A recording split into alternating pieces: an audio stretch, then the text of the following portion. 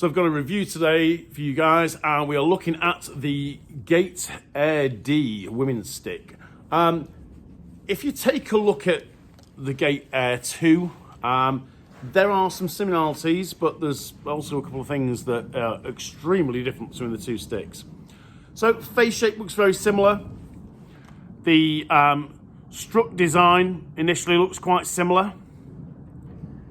And then you've got this scoop that's completely different. So let's get rid of this Air 2 and focus on the Air D. So this has got what Gait describe as their ball, I think it's dislodgement technology. So it's basically these kind of protrusions or fangs. We've seen this technology in Gait's men's defensive heads. I think it was about 3 years ago it first came out. The original one, which I thought was superb, first head that generally was designed to give the defender a bit more of a competitive edge.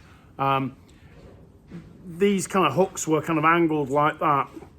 And you can imagine, the idea is that when you land your check, you can kind of latch on and pull someone's stick. So, it is disruptive for an attack player stick. And it was so popular and so effective in the men's game that the Rules Committee in the US had the stick banned. Now, Gait have developed the idea a little bit further, and they've had to make some design changes, but basically it's stuck around, and now we're seeing it in the women's game. So this stick is perfectly legal, okay? And you can see here that, if I turn it around that way, you can see even more. It does protrude quite a bit. And, you can imagine that latching onto a stick and just be able to pull the stick and, disrupting the ball.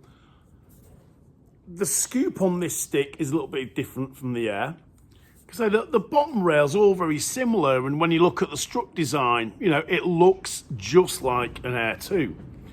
The bottom rails are slightly different in terms of aesthetics, and there's a little bit of a difference in this section here, but essentially it's the same bottom rail.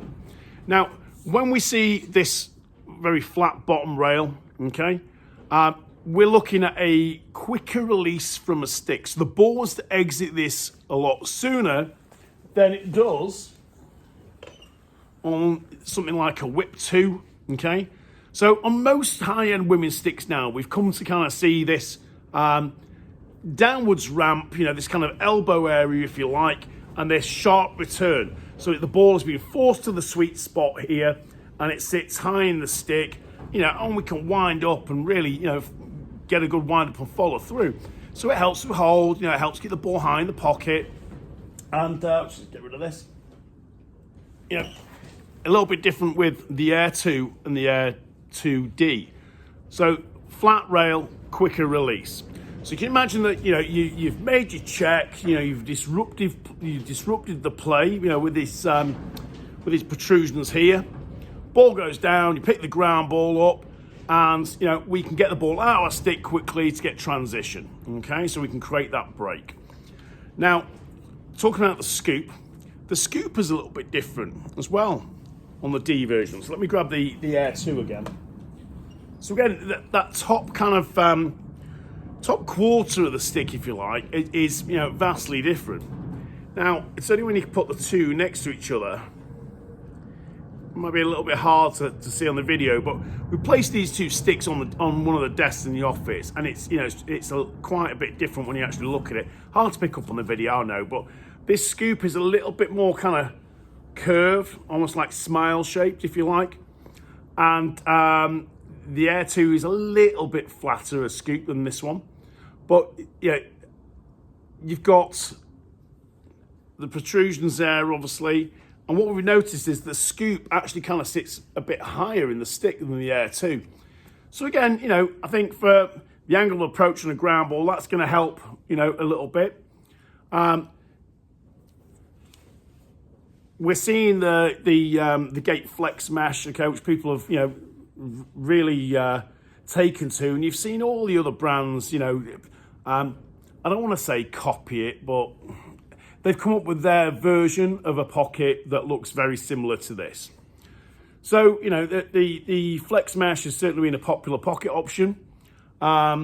We've strung up a few with Valkyries, and this head takes the Valkyries superbly well. That's been one of our best-selling pockets. But Yeah, it's a bit of a different head, this, certainly.